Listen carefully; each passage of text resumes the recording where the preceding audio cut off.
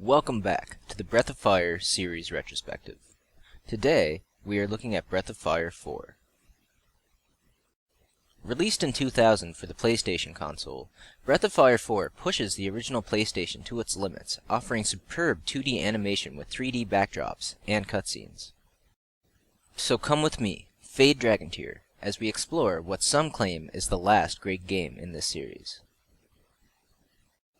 You start the game as the winged princess Nina, and a burly member of the cat-like Warren tribe named Cray, as they travel across the desert, looking for Nina's missing sister. The duo are attacked by a dragon creature, and crash. Nina is sent to find parts to repair the ship. She encounters yet another dragon, who disappears, and leaves a mysterious blue-haired naked man in its wake. Our main character, this time again, is a silent blue-haired protagonist named Ryu. However, it's not clear where Breath of Fire 4 takes place in the series timeline. While the first three games are clearly related and have a linear timeline, the fourth is the subject of a lot of speculation. It all comes down to two unanswered questions in this installment. When does it take place, and what is the origin of Ryu in this game? We'll discuss this later.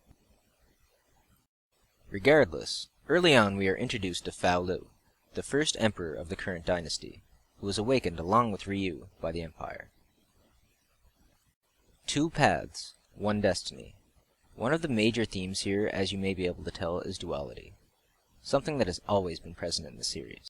The overall plot of the game involves the party wandering the world in search of Nina's lost sister and Cray's lost lover, Elena. This pursuit eventually leads to Fa Lu and Ryu's paths crossing. The story so far, I don't even know what the hell's going on, honestly. Okay. This time around, the plot is a lot more guided, and each area is fleshed out to a further extent than in the previous games, which makes some of the towns feel cluttered and difficult to navigate, but in most areas, you have a little more feeling of immersion due to the many little details, like Chinese, European, and Indian culture mixed into each town. Your team in this round consists of the previously mentioned trio, all seemingly leaders of their respective clans in their search of Elena. They are later joined by Urshan, a robot who refers to themselves in the third person and has a tendency to laugh at inappropriate times. Sias, or Skias, or Sias, depending on how you want to pronounce it, is a dog mercenary who speaks with a stutter. And finally, Ursula, a wolf-like general of the Imperial Army. Other races also make a return, such as the frog and the fish people featured in the previous games. However, the Highlander race seems noticeably absent from the world nowadays.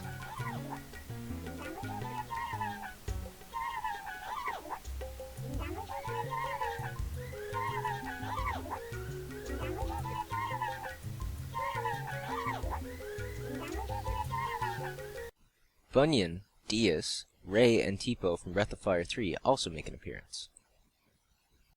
The Master System, Fishing minigame, and Fairy Village return with some slight tweaks, along with an entire stable of new minigames that offer some direct bonuses, but also serve to boost Ryu's dragon form.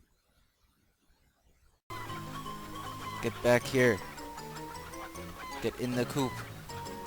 Speaking of Ryu's dragon form, this time around, instead of transforming into a dragon, Ryu changes into a hybrid creature, and summons the dragon for a big, flashy 3D cutscene.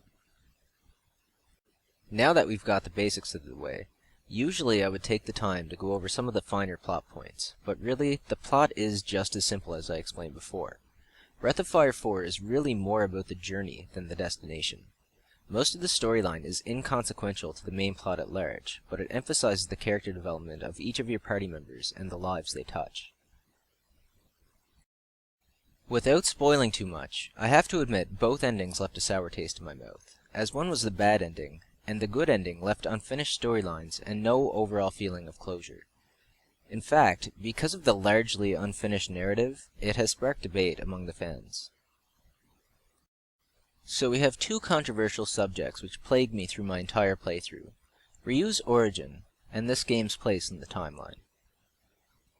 With Ryu, it boils down to two possible origins. The first theory is that he literally is the other half of the first Emperor, so he came from the same time frame as Fa Lu. The second theory is that this is the Ryu from 3, and was transported to this time after defeating Mira at the end of Breath of Fire 3. As far as timelines, we have 4 theories. The first theory being the linear theory, where Ryu could be either the Ryu from 3 or from the Emperor's time. Either way, he is transported forward into the future, so this takes place after Breath of Fire 3.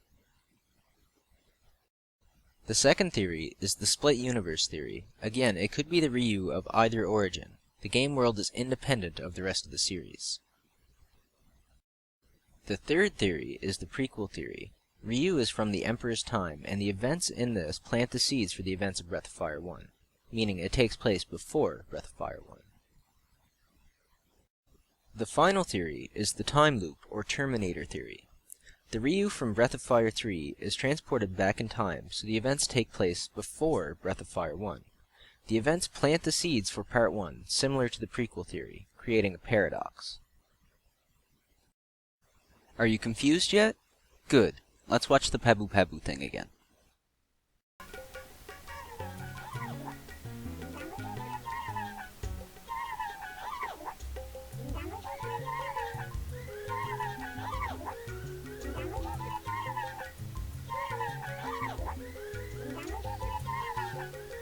Regardless of what theory you choose, Breath of Fire 4 is a great standalone game, and while the ending is a little ambiguous, overall it is one of the best console RPGs available to date, and has aged rather well.